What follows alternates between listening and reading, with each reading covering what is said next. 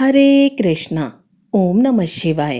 प्रिय भक्तों, स्वागत है आपका मेरे यूट्यूब चैनल पूजा पाठ में। भक्तों, आज सावन मास के शुक्ल पक्ष की त्रयोदशी तिथि है और आज बुद्ध प्रदोष का व्रत है। प्रदोष अर्थात त्रयोदशी का व्रत मनुष्य को संतोषी एवं सुखी बनाता है। अतः जो भक्तजन आज के दिन त्रयोदशी का व्रत करते हैं तथा कथा को सुनते हैं, उनके घर परिवार में सदा सुख शांति बनी रहती है।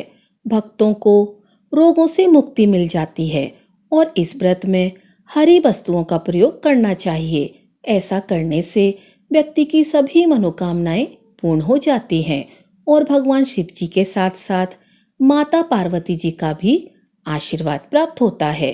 तो आज की इस वीडियो में आप सुनेंगे बुद्ध प्रदोष व्रत कथा में सुनी जाने वाली भगवान भोलेनाथ और माता पार्वती जी की बड़ी ही दुर्लभ और पौराणिक कथा, जिसे आप सभी भक्तजन बड़ी ही श्रद्धा और प्रसन्नचित मन से सुनिए। साथ ही चैनल को सब्सक्राइब करके वीडियो को लाइक कर दीजिएगा और कमेंट में भोलेनाथ जी और पार्वती जी का जय जयकारा जरूर लगाइए। तो आइए भगवान शिव शंकर के चरणों का ध्यान करते हुए सुनते हैं बुद्ध प्रदोष की व्रत कथा। एक नगर में भगवान शिव का एक भव्य मंदिर था, जहां हर वर्ष दूर दूर से भक्तजन शिव जी के दर्शन के लिए आते थे। उस समय प्रदोष का व्रत था। दूर दूर से भक्तजन गंगा जल लेकर भगवान को जलाभिषेक करने के लिए आए हुए थे। मंदिर का परिसर भक्तों की भीड़ से भरा हुआ था। तभी अचानक आकाश में बिजलियां चमकी और सोने का एक थाल उतरा। उसी के साथ एक भविष्यवाणी भी हुई कि जो कोई मनुष्य भगवान शंकर का सच्चा भक्त और प्रेमी होगा, उसी को यह थाल मिलेगा। प्रिय भक्तों, मंदिर के परिसर में उपस्थित सभी लोगों ने यह भविष्यवाणी सुनी। धीरे धीरे सभी इकट्ठा हो गए। जो लोग मंदिर की व्यवस्था देख रहे थे, उन्हें तो पूरा विश्वास था कि यह थाल हमें ही मिलेगा। इसीलिए वे सबसे आगे आकर खड़े हो गए। सबसे पहले एक पंडित जी आए और बोले, देखिए भाइयों, मैं प्रतिदिन महादेव जी का अभिषेक करता हूँ, इसीलिए मैं ही नाथ का सबसे निकटवर्ती प्रेमी और भक्त हूँ, इसीलिए थाल मुझे मिलना चाहिए। इतना कहकर पंडित जी ने थाल उठाया। जैसे ही पंडित जी ने थाल उठाया, थाल पीतल का हो गया।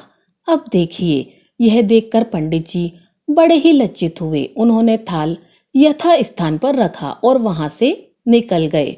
इसी प्रकार वहां उपस्थित सभी पंडितों ने खुद को आजमाया, लेकिन शायद उनमें से भी कोई भी सच्चा भक्त नहीं था।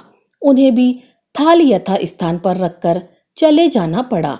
इसके बाद उस नगर के राजा का आगमन हुआ। राजा साहब आगे आए और बोले कि हे प्रजाजनों, मैंने महादेव के मंदिर में बड़ा भारी दान दक्षिणा किया है, इसीलिए यह थाल मुझे ही मिलना चाहिए। इतना कहकर राजा आगे बढ़े और थाल उठाया। जैसे ही राजा ने थाल उठाया, थाल तांबे का हो गया। यह देखकर महाराज भी बड़े लज्जित हुए और थाल को यथा स्थान पर रखकर एक तरफ खड़े हो गए। इसके बाद इसी तरह एक एक करके दानी महात्मा और भक्त पधारे और थाल को उठाया, लेकिन किसी के हाथ में कुछ और, किसी के हाथ में कुछ और हो गया। लेकिन थाल सोने का नहीं रहा। तब लोगों को पता चला कि हम में से कोई भी महादेव का सच्चा भक्त नहीं है। उसी समय एक किसान का आगमन हुआ। वह बेचारा महीनों बाद आज प्रदोष व्रत के शुभ अवसर पर शिव जी के दर्शन करने आया था। गरीबी और गृहस्थी के बोझ तले दबा दिन रात खेतों में मेहनत मजदूरी करके अपना और अपने परिवार का गुजारा करता था। अभी रास्ते में वह आ ही रहा था कि कोई भिखारी मिल गया और कुछ खाने को मांगने लगा। इस किसान को दया आ गई। अपने खाने के लिए वह जो खाना लाया था, उसने उस भिखारी को वह दे दिया। थाल के बारे में उस किसान ने भी सुना था, लेकिन उसने उस ओर कोई ध्यान नहीं दिया। सीधा मंदिर में गया और महादेव का पूजन करके बाहर आ गया। परिक्रमा करने जाने को हुआ तभी पीछे से एक व्यक्ति बोला, अरे ओ भाई, तुम भी यह थाल उठाकर देख लो, हो सकता है तुम ही वह सच्चे भक्त हो जिसके लिए यह थाल आया है। किसान को लगा कि वह व्यक्ति उसका मजाक बना रहा है, तो किसान ने हंसते हुए कहा, भाई मैं तो कभी पूजा पाठ करता ही नहीं हूँ, महीने में एक आध बार मंदिर आता हूँ, मैं काहे का सच्चा भक्त। वह आदमी बोला, हम तो देख चुके हैं, हमारी भक्ति 2 कौड़ी की भी नहीं है, अब तुम्हें अपना हाथ लगाकर देख लो, सोने का थाल मिले ना मिले किंतु पता तो चल जाएगा कि तुम्हारी भक्ति में कितनी सच्चाई है। लोगों के बहुत आग्रह करने पर आखिर उस भोले भाले किसान ने जाकर थाल उठाया। तो जैसे ही उसने थाल उठाया, लोगों के आश्चर्य का ठिकाना नहीं रहा। सोने का थाल रोशनी से चमकने लगा। यह देखकर सब लोगों में खुशियों की लहर दौड़ गई। सभी लोग उसके जय जयकारे लगाने लगे और पूछने लगे, भाई तुम ही सच्चे भक्त हो, अब हमें भी बता दो कैसी भक्ति करते हो जिससे महादेव तुमसे इतने प्रसन्न हैं। तो किसान बोला, भाई मैं कोई भक्ति नहीं करता, मैं केवल दिन भर खेतों में काम करता हूँ और थोड़ा समय निकालकर जरूरतमंद लोगों की मदद करता हूँ। इसके अलावा भगवान भोलेनाथ का मन ही मन ध्यान कर लेता हूँ और कोई विशेष कार्य नहीं करता। लोग पूछने लगे, तुम लोगों की मदद क्यों करते हो? तो हंसते हुए किसान बोला, सुकून और दूसरों के चेहरे पर मुस्कान देखकर मुझे जो आनंद और खुशी होती है उसे मैं शब्दों में बयां नहीं कर सकता। शायद यही कारण है कि महादेव मुझसे खुश हैं। इसीलिए हमेशा याद रखें, सत्कर्म का आरंभ भी आनंद से होता है और अंत भी आनंददायक होता है। दुष्कर्म का आरंभ भी दुख से होता है और अंत भी दुखदायक होता है। आप सैकड़ों मील की यात्रा करके भी दूसरों का दिल दुखाते हैं तो आपकी वह तपस्या, साधना और महादेव का दर्शन धूल के बराबर है। तो एक बार प्रेम से बोलिए, हे भोलेनाथ, जैसे आपने उस किसान पर कृपा दृष्टि बरसाई वैसे ही अपने सभी भक्तजनों का कल्याण करना, सबकी गरीबी दरिद्रता दूर करना, उन्हें मोक्ष देना। हर हर महादेव। अब आइए सुनते हैं असीम आनंद और सुख संपदा देने वाली बुद्ध प्रदोष व्रत की दूसरी पौराणिक कथा। पौराणिक कथा के अनुसार बहुत पुरानी बात है, एक पुरुष का नया नया विवाह हुआ था। वह गोने के बाद अपनी पत्नी को लेने अपने ससुराल पहुंचा और अपने सास ससुर से उसने कहा कि वह बुधवार के दिन ही अपनी पत्नी को लेकर जाएगा।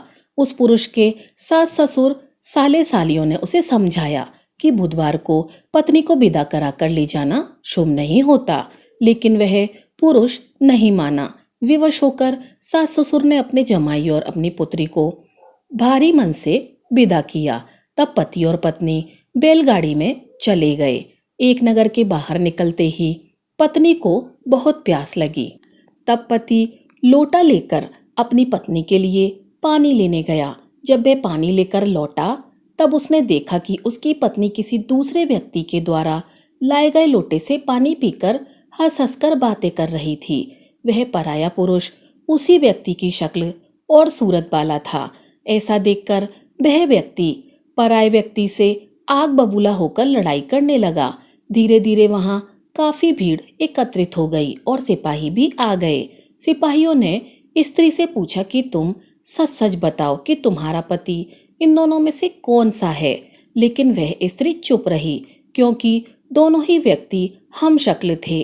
बीच राह में अपनी पत्नी को लुटा देखकर वह व्यक्ति मन ही मन भगवान शंकर की प्रार्थना करने लगा कि हे भगवान, मुझे और मेरी पत्नी को इस मुसीबत से बचा लीजिए। मैंने अपनी पत्नी को बुधवार के दिन विदा कराकर जो अपराध किया है उसके लिए मुझे क्षमा कर दीजिए। भविष्य में मैं ऐसी गलती कभी नहीं करूंगा। भगवान शिव उसकी प्रार्थना से प्रभावित हो गए और दूसरा व्यक्ति उसी समय कहीं अंतर ध्यान हो गया। इसके बाद वह अपनी पत्नी के साथ सही सलामत अपने नगर को पहुंच गया। इसके बाद से दोनों पति पत्नी नियम पूर्वक बुधवार के दिन बुद्ध प्रदोष व्रत को करने लगे। बोलिए श्री शंकर पार्वती भगवान की जय। तो आइए भक्तों, अब सुनते हैं बुद्ध प्रदोष में सुनी जाने वाली माता लक्ष्मी तथा शिव जी की बहुत ही दुर्लभ कथा। एक बार नारद जी ने भोलेनाथ जी की स्तुति करके पूछा, प्रभु आपको प्रसन्न करने के लिए सबसे उत्तम और सुलभ साधन क्या है? हे त्रिलोकीनाथ, आप तो निर्विकार और निष्काम हैं। आप सहज ही प्रसन्न हो जाते हैं। फिर भी मेरे जानने की तीव्र इच्छा है कि आपको क्या प्रिय है।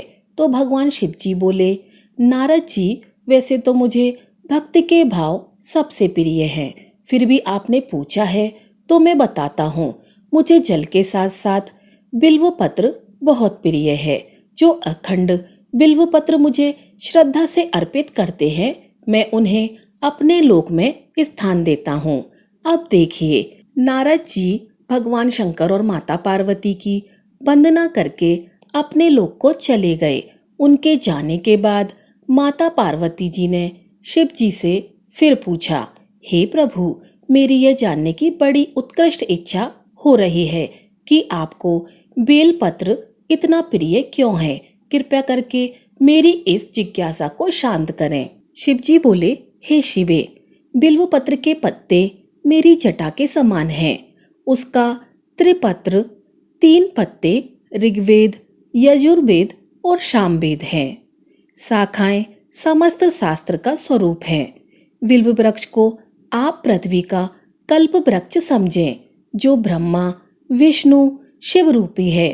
हे पार्वती, स्वयं महालक्ष्मी जी ने शैल पर्वत पर बिल्वपत्र के रूप में जन्म लिया था। इस कारण भी बेल का वृक्ष मेरे लिए अति प्रिय है। महालक्ष्मी ने बिल्वपत्र का रूप धरा। यह सुनकर माता पार्वती कौतूहल में पड़ गईं। माता पार्वती जी कौतूहल से उपजी जिज्ञासा को रोक नहीं पाईं। उन्होंने पूछा, देवी लक्ष्मी ने आखिर बिल्व वृक्ष का रूप क्यों लिया? हे प्रभु, आप यह कथा विस्तार से कहिए। तब भोलेनाथ जी ने देवी पार्वती को कथा सुनानी आरंभ की। हे देवी, सतयुग में ज्योति रूप में मेरे अंश का रामेश्वरम लिंग था। ब्रह्मा आदि देवों ने उसका विधिवत पूजन अर्चन किया था। इसका परिणाम यह हुआ कि मेरे अनुग्रह से वाणी देवी सबसे प्रिय हो गईं। यह भगवान विष्णु को सतत प्रिय हो गईं। मेरे प्रभाव से भगवान केशव के मन में बांग देवी के लिए जितनी प्रीति उपजी, वह स्वयं लक्ष्मी जी को ना भाई। लक्ष्मी देवी का श्री हरि के प्रति मन में कुछ दुराव पैदा हो गया। वह चिंतित और रुष्ट होकर चुपचाप परम उत्तम श्री शैल पर्वत पर चली गईं। वहां उन्होंने तप करने का निर्णय लिया और उत्तम स्थान का चयन करने लगी। देवी लक्ष्मी ने उत्तम स्थान निश्चित करके मेरे लिंग विग्रह की उग्र तपस्या आरंभ कर दी। उनकी तपस्या कठोरतम होती जा रही थी। हे परमेश्वरी, कुछ समय के बाद महालक्ष्मी जी ने मेरे लिंग विग्रह से थोड़ा ऊर्ध्व में एक वृक्ष का रूप धारण कर लिया। अपने पत्तों और पुष्पों द्वारा निरंतर मेरा पूजन वे करने लगी।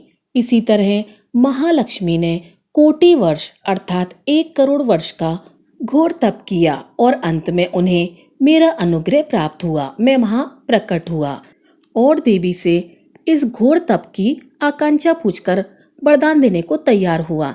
देवी लक्ष्मी ने मांगा कि श्री हरि के हृदय में मेरे प्रभाव से बांग देवी के लिए जो इसने उत्पन्न हुआ है वह समाप्त हो जाए।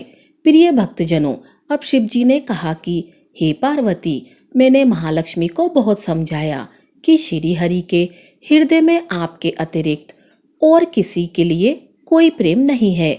बांग देवी के प्रति उनका प्रेम नहीं अपितु श्रद्धा है।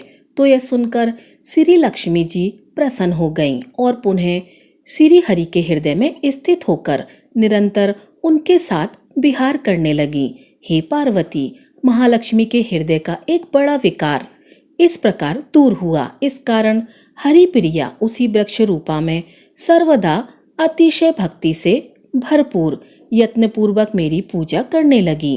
हे पार्वती, इसी कारण बिल्व का वृक्ष, उनके पत्ते, फल फूल आदि मुझे बहुत अधिक प्रिय हैं। हे देवी, मैं निर्जन स्थान में बिल्व वृक्ष का आश्रय लेकर रहता हूँ। बिल्व वृक्ष को सदा सर्व तीर्थम एवं सर्वदेवम मानना चाहिए। इसमें तनिक भी संदेह नहीं है कि बिल्व पत्र, बिल्व फूल, बिल्व वृक्ष अथवा बिल्व काष्ठ के चंदन से जो मेरी पूजा करता है वह भक्त मेरा अति प्रिय है। बिल्व वृक्ष को शिव के समान ही समझो। वह मेरा शरीर है। जो बिल्व पर चंदन से मेरा नाम अंकित करके मुझे अर्पण करता है, मैं उसे सभी पापों से मुक्त करके अपने लोक में स्थान देता हूँ। हे देवी, उस व्यक्ति को स्वयं लक्ष्मी जी नमस्कार करती हैं। जो बिल्व पत्र से मेरा पूजन करता है, जो बिल्व मूल में प्राण छोड़ता है, उसको रुद्रदेह प्राप्त होता है। मेरी पूजा के लिए बेल के उत्तम पत्तों का ही प्रयोग करना चाहिए। प्रिय भक्तजनों, इस प्रकार भगवान शंकर ने महादेवी माता पार्वती के प्रश्नों का उत्तर दिया और उनकी जिज्ञासा को शांत किया। प्रेम से बोलिए जय शिव शंकर, जय हो माता पार्वती। ओम नमः शिवाय। प्रिय भक्तजनों, आइए अब सुनते हैं विनायक जी की कथा। एक ब्राह्मण था जो नित्य प्रति सुबह उठकर गंगा जी में स्नान करने के लिए जाता और आकर विनायक जी की पूजा करता और विनायक जी की कहानी सुनता था। उसकी पत्नी को पूजा करना अच्छा नहीं लगता था और वह क्रोधित हो जाती थी और कहती थी कि सुबह सबसे पहले पूजा करने के लिए बैठ जाते हो। मैं झाड़ू निकालती हूँ, घर का काम करती हूँ, तुम्हें कोई काम नहीं है क्या? ब्राह्मण उसकी बातों को सुनता ही नहीं था। एक दिन ब्राह्मण गंगा जी नहाने के लिए चला गया और पीछे से ब्राह्मणी ने विनायक जी को छुपाकर रख दिया। वापस आकर ब्राह्मण ने कहा, विनायक जी की मूर्ति कहाँ गई? तो ब्राह्मणी बोली कि मुझे तो नहीं पता कहाँ गई। अब देखिए, ब्राह्मण ने खाना नहीं खाया और पानी भी नहीं पिया और उस ब्राह्मण ने कहा कि जब तक मैं विनायक जी की पूजा नहीं कर लेता तब तक अन्न जल ग्रहण नहीं कर सकता। मैं तो विनायक जी की पूजा करने के बाद ही अन्न जल ग्रहण करूंगा। ब्राह्मणी ने ब्राह्मण को बहुत समझाया कि भोजन कर लो, लेकिन उसने नहीं किया। अब क्या था, दोनों को लड़ते झगड़ते देखकर विनायक जी की मूर्ति हंसने लगी। तब ब्राह्मणी गुस्से में आकर बोली कि मूर्ति वहां रखी है। इसके बाद ब्राह्मण ने विनायक जी की पूजा अर्चना की। तभी अचानक ही विनायक जी की मूर्ति बोल उठी, हे ब्राह्मण, तुझे मेरी सेवा करते हुए बहुत दिन हो गए, कुछ मांग, मैं तुझे कुछ देना चाहता हूँ। तो ब्राह्मण बोला, अन्न मांगू, धन मांगू, जितना दुनिया में सुख है सब मांगू। तब विनायक जी ने सारा सुख, धन, अन्न सब ब्राह्मण को दे दिया। ब्राह्मण मूर्ति को मंदिर में रखकर पूजा अर्चना करने लगा और ब्राह्मणी को इतना धन मिलने से उसकी पूजा करने की श्रद्धा जाग उठी। वह भी ब्राह्मण को बोलकर मूर्ति घर में रखवा दी और खूब प्रेम से पूजा करने लगी। हे विनायक जी महाराज, जैसा ब्राह्मण को सुख दिया वैसा सबको देना। विनायक जी की कहानी कहने वालों को, कहानी सुनने वालों को और हुंकारा भरने वालों को और पूरे परिवार को देना। तो प्रेम से बोलिए गणेश जी महाराज की जय। जय जय विनायक जी महाराज की। ओम नमः शिवाय। प्रिय भक्तों, आइए अब सुनते हैं विनायक जी की दूसरी कथा। दो देवरानी और जेठानी थी। देवरानी के पास बहुत धन था, लेकिन जेठानी गरीब थी। जेठानी गणेश जी की पूजा आराधना करती थी। अपनी देवरानी के घर आटा पीसने वह जाती थी। जिस कपड़े से वह आटा छानती थी, उसी कपड़े को घर ले आकर पानी में घोलकर उसे पकाकर अपने पति को खाने को देती थी। बेचारी के पास तो कुछ भी नहीं था, तो अपना पेट पालने के लिए कुछ तो जतन करना ही होता है। एक दिन देवरानी के लड़के ने देख लिया और अपनी माँ से बोला, माँ ताई यहाँ से आटे का कपड़ा लेकर ताऊ जी को घोलकर पिला देती हैं। देवरानी सारी बात सुनकर बहुत गुस्सा हुई और जेठानी से बोली कि मेरे घर में आटा छानने के बाद कपड़ा यहीं रखकर हाथ धोकर जाया करो।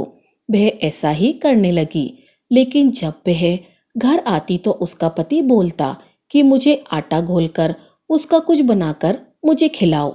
मुझे बहुत जोरों से भूख लगी है। जेठानी ने बोला कि आज उसने आटा छानने का कपड़ा रख दिया है। तब उसका पति गुस्से में आकर उसको मारने लगा। उस रात वह गणेश जी करती हुई सो गई। गणेश जी आए और उन्होंने पूछा कि कौन रो रहा है। उसने बोला कि मैं हूँ।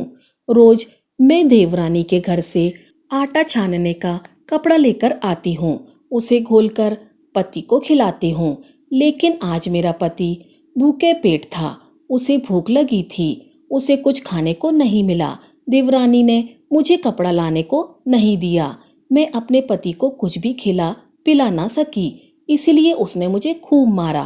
प्रिय भक्तजनों, अब गणेश जी की लीला देखिए। गणेश जी ने कहा, मैं घर घर से तिलकुट खाकर आया हूँ, मुझे शौच जाना है, कहाँ जाऊं? तो उसने कहा, महाराज बहुत जगह पड़ी है, कहीं भी चले जाओ। अब क्या था, गणेश जी उसी के घर में शौच करके वहां से चले गए। थोड़ी देर बाद जब उसने उठकर देखा तो सारा घर हीरे से जगमगा रहा था। वह धन को इकट्ठा करने लगी तो देवरानी के घर जाने में थोड़ी देर हो गई। देवरानी ने लड़के को भेजा कि देखकर आओ आज ताई क्यों नहीं आई। लड़के ने जाकर देखा कि ताई के घर में तो बहुत सारा धन है। उसने जल्दी से जाकर अपनी माँ को बताया।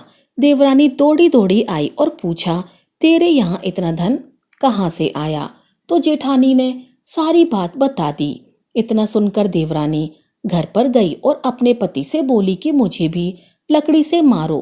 देवरानी के पति ने उसे लकड़ी से मारा और पूछा, तू इतने धन की भूखी क्यों मार खाती है? लेकिन वह नहीं मानी। उसके पति ने उसे खूब मारा। वह सारा मकान खाली करके गणेश जी का नाम लेकर सो गई। गणेश जी आए और बोले कि मैं घर घर में तिलकुट खाकर आया हूँ, इसलिए मुझे शौच जाना है, कहाँ पर जाऊं? वह रोती हुई बोली, महाराज मैंने तो बहुत बड़ा मकान है, कहीं पर भी चले जाओ। अब क्या था, गणेश जी सोच करके वहां से अंतर्ध्यान हो गए। थोड़ी देर बाद वह उठकर देखती है तो उसने देखा कि घर में बहुत सारा कूड़ा कचरा रखा हुआ है। यह देखकर वह बोली कि महाराज आपने तो मेरे साथ कपट किया है। जेठानी को तो इतना सारा धन दे दिया और मुझे कूड़ा करकट।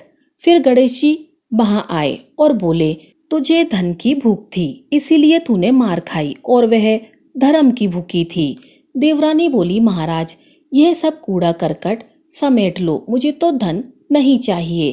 तब गणेश जी ने कहा, तेरे पास जितना भी धन है उसमें से आधा जेठानी को दे दे, तब यह कूड़ा करकट समेट लूंगा।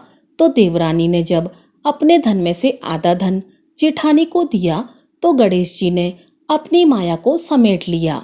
हे गजानन महाराज, जो आपने देवरानी को दिया वैसा किसी को मत देना, जो जेठानी को दिया वैसा सबको देना। विनायक जी की कहानी कहने वालों को, विनायक जी की कहानी सुनने वालों को, हुकारा भरने वालों को और पूरे परिवार को देना। बोलो गणेश जी महाराज की जय। तो प्रिय भक्तों, यह थी हमारी आज की कथा। अगर आपको कथा अच्छी लगी हो तो वीडियो को लाइक कीजिएगा और चैनल को सब्सक्राइब कीजिएगा। आपका दिन शुभ हो।